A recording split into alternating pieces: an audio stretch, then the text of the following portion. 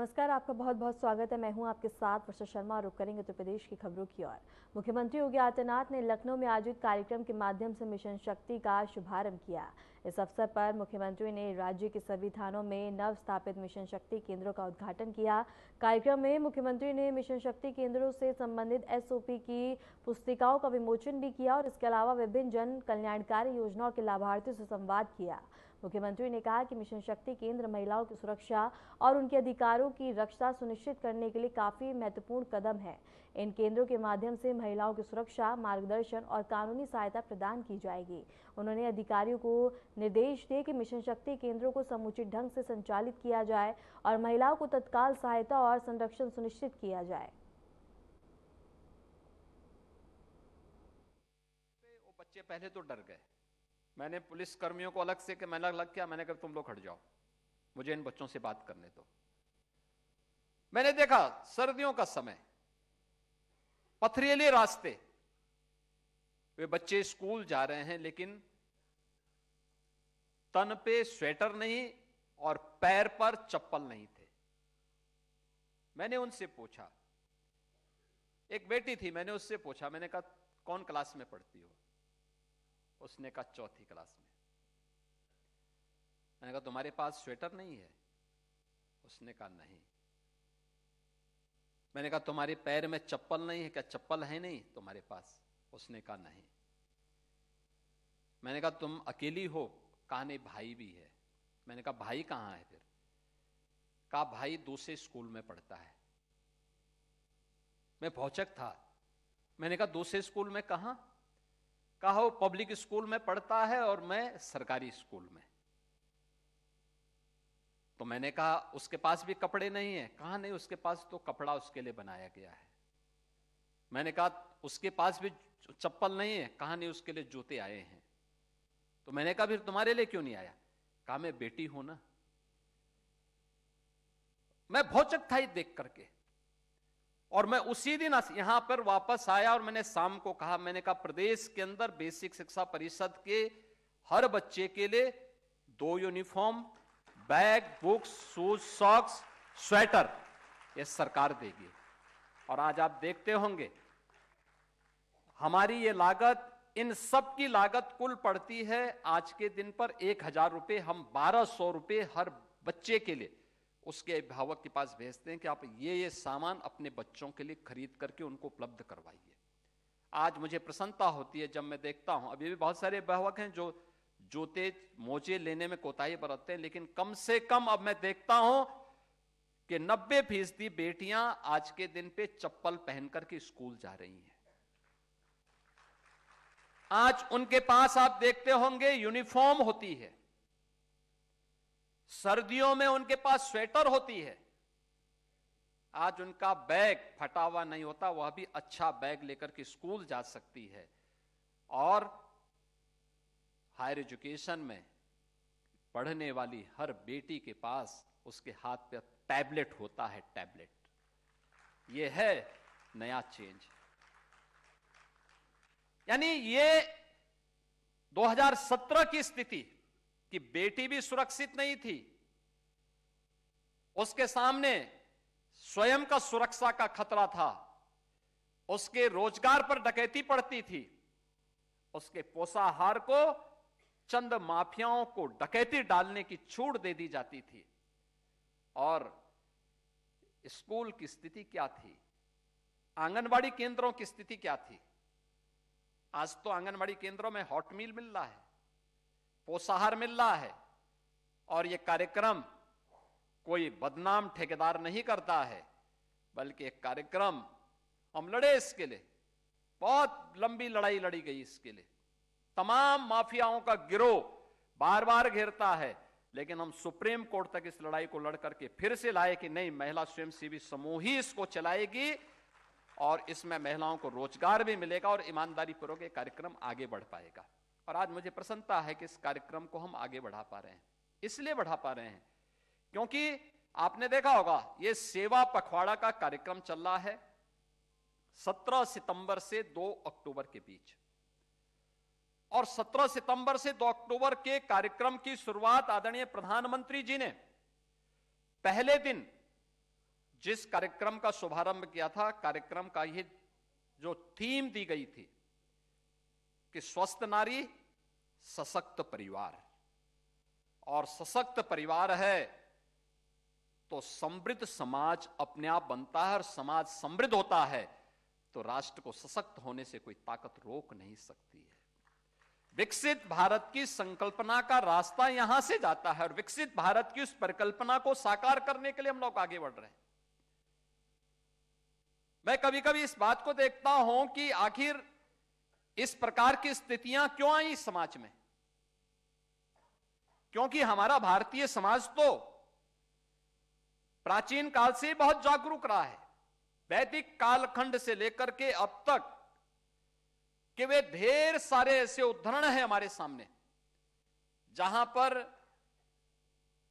नारी को जब भी अवसर मिला उसने अपनी सशक्त उपस्थिति से नेतृत्व को आगे बढ़ाने में किसी भी प्रकार की कोई कोताही नहीं बरती।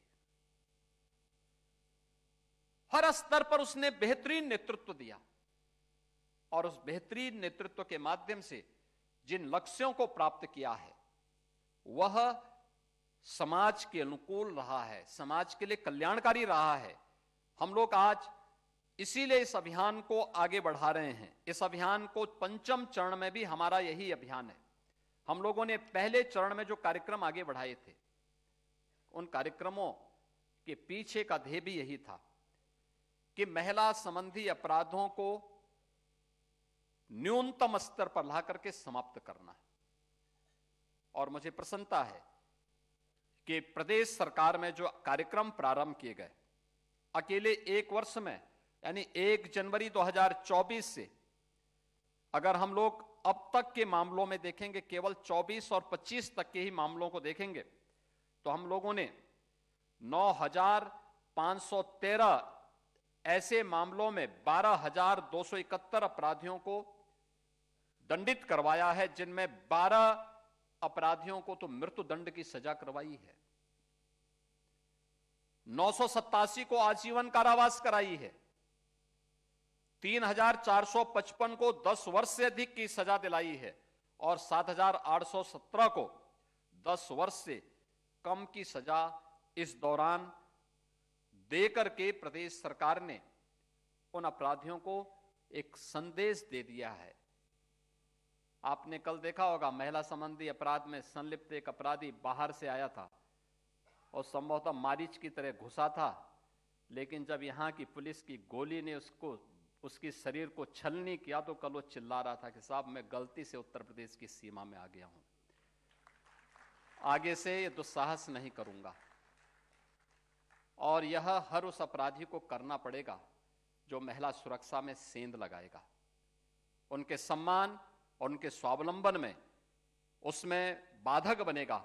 उसके सामने संकट की यही चुनौती हमेशा खड़ी होगी।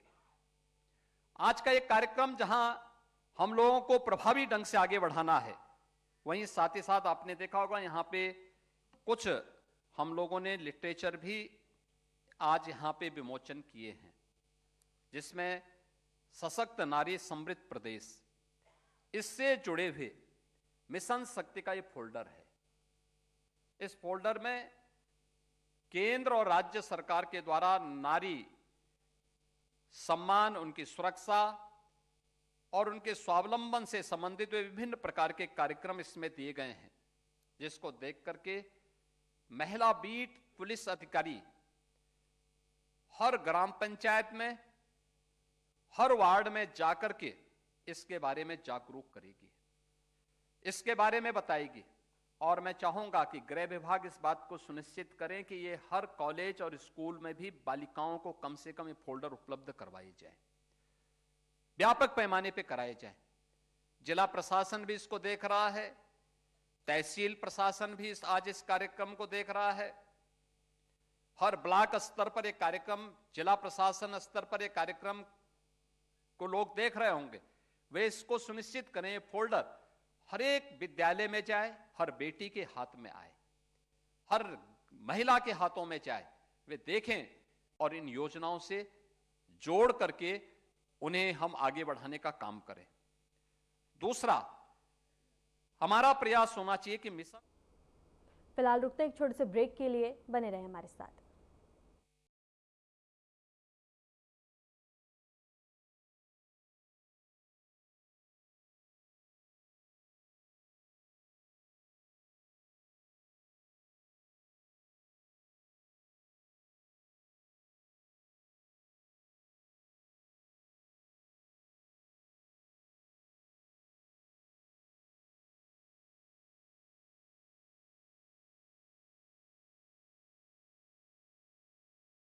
यशस्वी प्रधानमंत्री नरेंद्र मोदी के मार्गदर्शन में माननीय मुख्यमंत्री योगी आदित्यनाथ के बुलंद इरादों ने बदली है उत्तर प्रदेश की तस्वीर। एमएसएमई और निजी क्षेत्र का उद्योग व्यापार फलने फूलने लगा और 2 करोड़ से अधिक युवाओं को रोजगार मिला। देशी विदेशी निवेशकों को उत्तर प्रदेश में संभावनाएं नजर आईं और इससे 60 लाख से अधिक नौजवानों को मिले हैं रोजगार के सुनहरे मौके। निष्पक्ष एवं पारदर्शी प्रक्रिया से 8.5 लाख से अधिक युवाओं को सरकारी नौकरियां मिली। प्रदेश ने एक साथ 60,000 से अधिक पुलिसकर्मियों की भर्ती, 10 लाख से अधिक स्वयं सहायता समूह के माध्यम से 1 करोड़ से अधिक महिलाओं और बीसी सखी योजना के अंतर्गत 58,000 से अधिक महिलाओं ने रोजगार प्राप्त किया है। एक जनपद एक उत्पाद योजना से 30 लाख से अधिक और स्टार्टअप नीति के अंतर्गत 5 लाख से अधिक नौजवानों को मिला है रोजगार। युवाओं के हो रहे हैं सपने साकार। काम दमदार, डबल इंजन सरकार।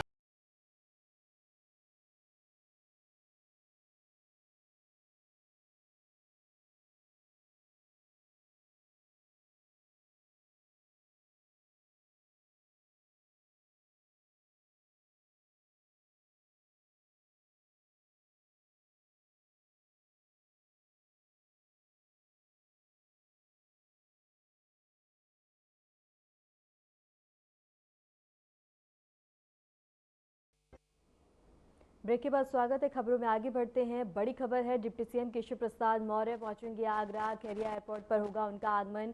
डिप्टी सीएम पहुंचेंगे सर्किट हाउस, जहां बीजेपी ब्रज क्षेत्र कार्यालय पहुंचेंगे डिप्टी सीएम और पदाधिकारियों और जनप्रतिनिधियों संग बैठक करेंगे। समीक्षा बैठक के बाद डिप्टी सीएम करेंगे प्रेस वार्ता और इसके साथ ही 21 सितंबर को एकलव्य स्टेडियम जाएंगे डिप्टी सीएम और नमो मैराथन में होंगे मुख्य अतिथि के रूप में शामिल।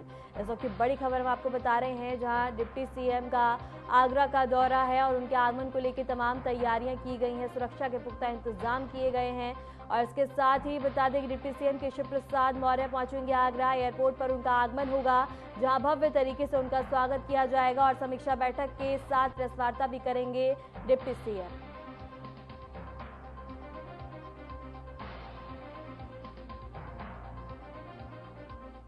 रुक करेंगे अगली बड़ी खबर की ओर। यूपी विधान परिषद की 11 सीट तैयारी और मतदाता सूची संशोधन 30 सितंबर से शुरू। बता दें कि नाम जुड़वाने की तिथि 1 नवंबर 2025 तय की गई है और अंतिम प्रकाशन 30 दिसंबर को होगा। इसके साथ ही स्नातक निर्वाचन क्षेत्र की 5 सीटें और शिक्षक निर्वाचन क्षेत्र की 6 सीटें रिक्त हैं। इस वक्त की बड़ी खबर हम आपको बता रहे हैं, जहां अंतिम प्रकाशन 30 दिसंबर को होगा और इसके साथ ही स्नातक निर्वाचन क्षेत्र की 5 सीटें। इस वक्त की बड़ी खबर आपको बता रहे हैं, यूपी विधान परिषद की 11 सीटों की तैयारी की जा रही है। मतदाता सूची संशोधन 30 सितंबर से शुरू होगा। शिक्षक निर्वाचन क्षेत्र की 6 सीटें बता दें कि रिक्त है। इस वक्त की बड़ी खबर हम आपको बता रहे हैं, जहां स्नातक निर्वाचन क्षेत्र में 5 सीटें और इसके साथ ही तैयारी की जा रही है। यूपी विधान परिषद की 11 सीटों की तैयारी और इसके साथ ही मतदाता सूची संशोधन 30 सितंबर से शुरू होगा। शिक्षक निर्वाचन क्षेत्र की 6 सीटें रिक्त हैं और इसके साथ ही अंतिम प्रकाशन 30 दिसंबर को होगा। इस वक्त की बड़ी खबर आपको बता दें, जहां यूपी विधान परिषद की 11 सीटों पर तैयारी की जा रही है। रुक करेंगे अगली बड़ी खबर की ओर। लखनऊ पीजीआई में नया ओपीडी परिसर और संस्थान प्रशासन ने प्रस्ताव तैयार किया है। 2 नए छात्रावास निर्माण प्रस्तावित और तीमानदारों के लिए रैन बसेरा योजना, 2 नए पार्किंग स्थल की भी योजना और मरीजों तीमानदारों को मिलेगा बेहतर सुविधा का लाभ। इस वक्त की बड़ी खबर आपको बता दें और इसके साथ ही बता दें कि तीमानदारों के लिए रैन बसेरा की योजना और 2 नए पार्किंग स्थल का भी योजना। और इस वक्त की बड़ी खबर आपको बता रहे हैं, जहां लखनऊ पीजीआई में नया ओपीडी परिसर और संस्थान प्रशासन ने प्रस्ताव तैयार किया है, जिसके बाद 2 नए छात्रावास निर्माण प्रस्तावित। खबर हापुड़ से है, जहां खास सुरक्षा एवं औषधि विभाग ने जिले में आगामी त्योहारों को देखते हुए विस्तृत छापेमारी अभियान चलाया। इस दौरान मिलावट के शक में बता दें कि कुट्टू के आटे के 90 कट्टे, जिसकी कीमत लगभग बता दें कि 3.21 लाख रुपए है, और सीज कर दिए गए। टीम ने जगह जगह छापा मारते हुए कुट्टू के आटे के नमूने भी लिए। कुल 10 नमूने जांच के लिए प्रयोगशाला भेजे गए हैं। रिपोर्ट के आधार पर ही आगे की कार्रवाई की जाएगी।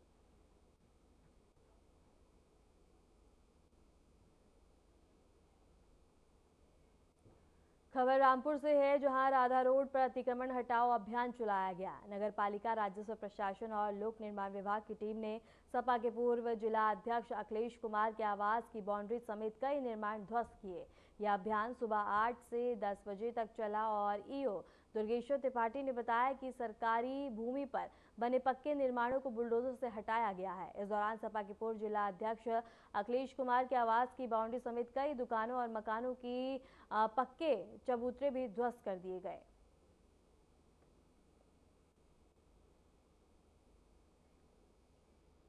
खबर एटा से है, जहां त्योहारों के मद्देनजर एसएसपी ने नगर क्षेत्र में एएसपी और कोतवाली नगर पुलिस के साथ रामलीला मैदान तक पैदल गश्त की। उन्होंने रामलीला मैदान और सीसीटीवी कंट्रोल रूम का निरीक्षण कर सुरक्षा व्यवस्था की समीक्षा की और अधिकारियों को जरूरी निर्देश दिए। पुलिस टीम ने मुख्य चौराहे, बाजारों और भीड़ भाड़ वाले इलाकों में पैदल गश्त करते हुए संदिग्ध व्यक्तियों और वाहनों की सघन चेकिंग की। बस स्टैंड पर भी सुरक्षा बढ़ा दी गई। एसएसपी ने व्यापारियों से संवाद कर आम जनता को सुरक्षा का भरोसा दिलाया और अधीनस्थ अधिकारियों को आगामी त्योहारों के दौरान चाक चौबंद व्यवस्था बनाए रखने के सख्त निर्देश दिए।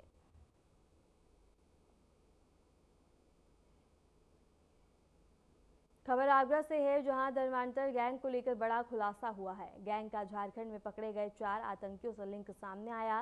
सभी बहनों के धर्मांतर मामले में आरोपियों की मुश्किल अब और भी ज्यादा बढ़ गई है। आरोपियों के मोबाइल और लैपटॉप से अहम सबूत मिले हैं। आगरा पुलिस ने बता दें कि कोलकाता से सगी बहनों को छुड़वाया, जबकि अब तक कई राज्यों से 14 आरोपी गिरफ्तार किए जा चुके हैं। गैंग में गोवा की महिला आयशा भी शामिल थी, जो युवाओं का ब्रेन वॉश कर उन्हें आतंक से जोड़ने का काम कर रही थी।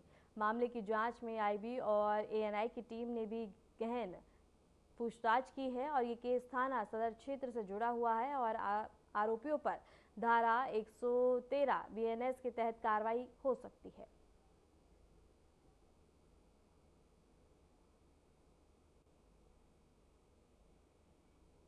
रायबरेली में बीते दिनों प्रयागराज से सहारनपुर जा रही बता दें कि चौचंदी एक्सप्रेस ट्रेन के रास्ते में ट्रैक पर स्लीपर रखकर ट्रेन पलटाने की साजिश रची गई। यह घटना ऊंचाहार कोतवाली क्षेत्र के अरखा और प्रतापगढ़ जिले के परव्यार रेलवे स्टेशन के मध्य हुई। मामले की जानकारी मिलते ही रेलवे सुरक्षा बल ने तुरंत जांच टीम भेजी, जिससे कमांडेंट और वरिष्ठ मंडल अभियंता भी शामिल हुए। अधिकारी अब तक मामले की गहन जांच कर रहे हैं। रेलवे अधिकारियों ने बताया कि घटना का खुलासा जल्द किया जाएगा और दोषियों के खिलाफ सख्त कार्रवाई की जाएगी। यात्रियों की सुरक्षा सुनिश्चित करने के लिए रेलवे ने अपने सुरक्षा इंतजाम भी और कड़े कर दिए हैं। फिलहाल रुकते हैं एक छोटे से ब्रेक के लिए।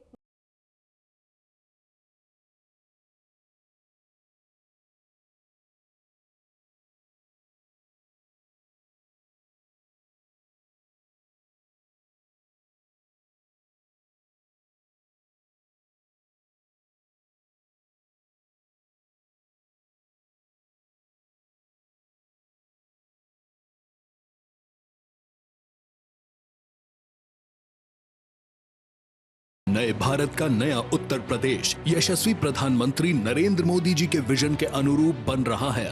$1 ट्रिलियन इकोनॉमी।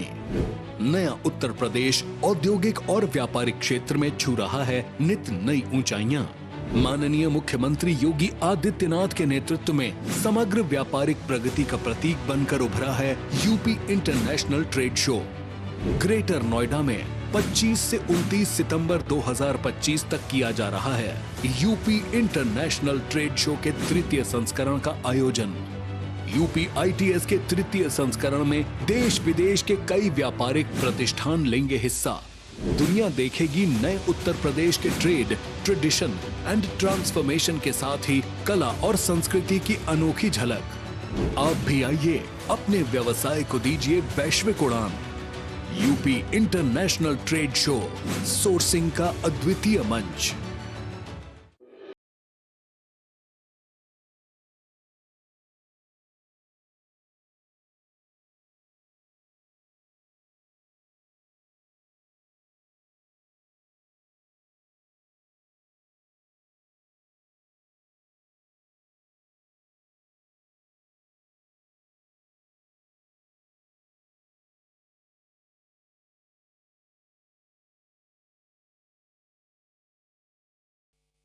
ब्रेक के बाद स्वागत है। खबरों में आगे बढ़ते हैं। खबर उन्नाव से है, जहां 2013 बैच के आईपीएस अधिकारी जयप्रकाश सिंह ने पुलिस अधीक्षक का पद संभाल लिया है। कार्यभार ग्रहण करते ही उन्होंने पीड़ितों की समस्याओं का समाधान उनकी पहली प्राथमिकता बताया।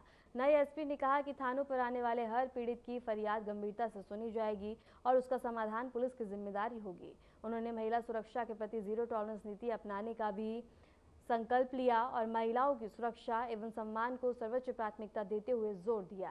इसके साथ ही झूठी एफआईआर मामलों पर भी उन्होंने सख्त रुख अपनाने की बात कही और चेतावनी दी कि फर्जी शिकायत करने वालों के खिलाफ कड़ी कार्रवाई होगी।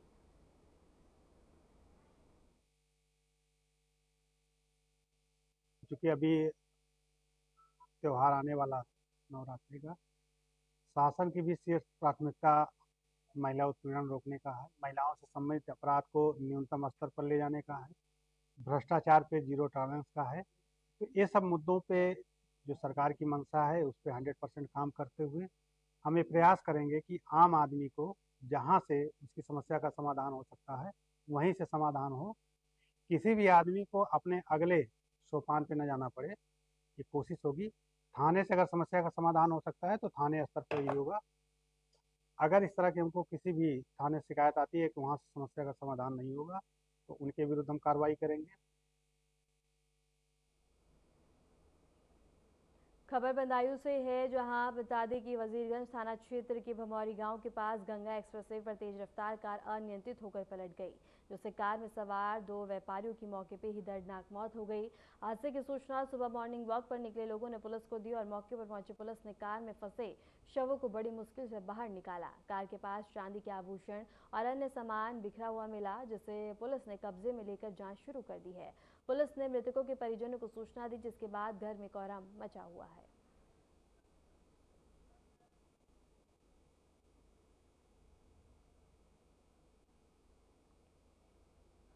कन्नौज के काशीराम कॉलोनी में एक सिरफिरे प्रेमी ने अपनी प्रेमिका की अनदेखी से नाराज होकर उसके 8 साल के बेटे को बंधक बना लिया।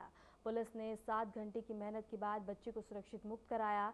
इस दौरान आरोपी ने पुलिस पर फायरिंग की, जिस पर पुलिस ने आत्मरक्षा में जवाबी कार्रवाई की।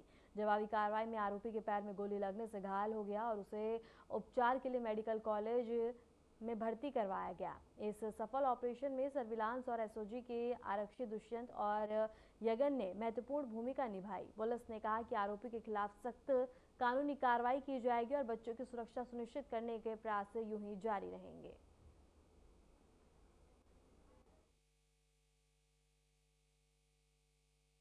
देखिए, ये अर्चना लेडी हैं और इनके हस्बैंड की डेथ हो गई थी। तो ये एक दीपू चक है जो यहीं का रहने वाला है, तालग्राम क्षेत्र का। इसके साथ ये लेडी चली गई थी अहमदाबाद पिछले 5-6 महीने से। वहाँ पर कुछ विवाद हुआ तो उसके बाद वो लेडी यहाँ आ गई थी और 1 महीना पहले लगभग आई थी और उसने इसे बात करना भी बंद कर दिया था। तो ये वहाँ से आज ही पता चला कि अहमदाबाद से आया था और घर पर जो लेडी के पूर्व पति से जो बच्चे हैं उनमें से एक जो 7-8 साल का बच्चा है उसको अंदर गन पॉइंट पे ले करके और उसको मारने की कोशिश कर रहा था और ये कह रहा था कि जो अर्चना को बुलाने की बात कर रहा था कि उसको जब तक मेरे सामने नहीं लाएंगे वो मेरे साथ बेवफाई की है, इस तरह की बातें कर रहा था। रहने वाली हो? हम का चमड़ा हूँ। क्या नाम है? अर्चना देवी। ये जो आज के बच्चों का अगवा किया था एक व्यक्ति ने, इसके बाद जो पुलिस ने कार्रवाई की उसके बारे में आप क्या कहोगी? हमें बहुत अच्छा लगा, पुलिस ने हमारे बच्चे को निकाल दिया, हमारे बच्चे को जान बचा रहे हैं। पुलिस प्रशासन के लिए आप कोई 2 बातें कहना चाहेंगे, क्या कहेंगे तो आप? हम यही कहना चाहते हैं हमारे को बच्चे को जिंदगी बचा दी, बहुत अच्छी बात है। हमारे बच्चे के लिए बहुत मदद आप लोगों ने पुलिस वाले ने की है।